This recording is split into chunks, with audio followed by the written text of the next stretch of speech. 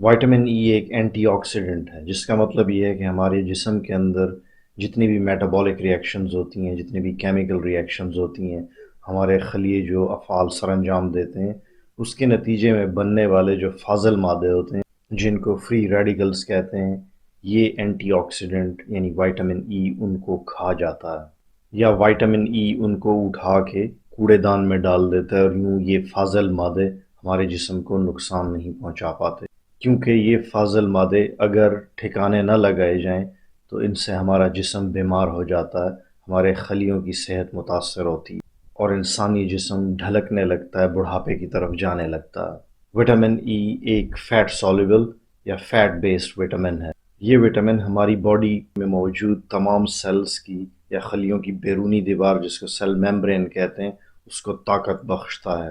اس کے مقابلے میں وٹامن سی ایک واٹر سoluble واٹر بیسڈ وٹامن ہے، اور یہ دونوں ایک دوسرے کے اچھے دوست ہیں، اور یوں یہ ہمارے جسم کے اندر ہونے والی توڑ پھوڑ کو ریورس کرتے ہیں۔ دونوں فری ریڈیکل اسکیونجرز ہیں، یعنی یہ ہمارے جسم کے اندر موجود توڑ پھوڑ کے نتیجے میں بننے والے تمام خطرناک عناصر کو نشانہ بنا کر ٹھکانے لگاتے ہیں۔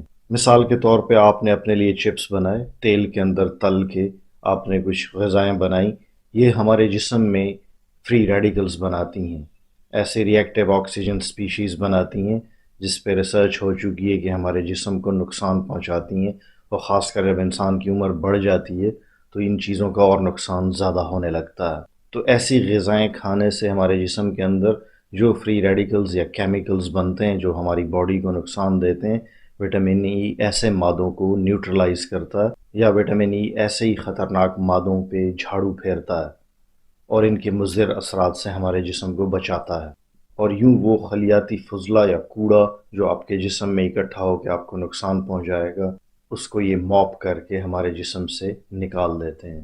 اس لیے وٹامن ای آپ کو جوان رکھتا ہے، آپ کی سکن کو جوان رکھتا ہے، آپ کی جسم کے اندر موجود شریانوں کے نظام کو توانائی بخشتا ہے، اور یوں اگر آپ کے جسم میں وٹامن ای کی کمی نہ ہو تو آپ کو دل اور شریانوں کے جو مسائل ہیں ان سے دوچار نہ ہونا پڑے، یہ بیماریاں آپ کو لاحق نہ ہوں۔ تو یہ ایک آل راؤنڈر وٹامن ہے، ایک آل راؤنڈر اینٹی آکسیڈنٹ ہے۔ یہ جن قدرتی غذاؤں میں پایا جاتا ہے وہ آپ کو یہاں نظر آ جائیں گی۔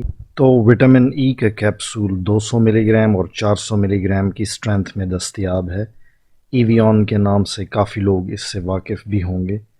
تو 200 ملی گرام یا 400 ملی گرام کا ایک کیپسول ہفتے میں 1 سے 3 دن تک استعمال کیا جا سکتا ہے، یعنی پورے ہفتے میں جسٹ 1 سے 3 کیپسول آپ استعمال کر سکتے ہیں، اس سے زیادہ نہیں۔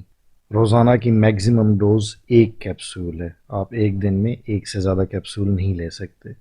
اس مقدار سے ڈوز آپ نے کسی صورت بڑھانی نہیں ہے، کیونکہ یہ خون کو پتلا بھی کر دیتا ہے، تو اوور ڈوزنگ سے بلیڈنگ کا خطرہ بڑھ سکتا ہے۔ مزید تفصیل کے لیے آپ کسی مستند فارماسسٹ سے رابطہ کر سکتے ہیں۔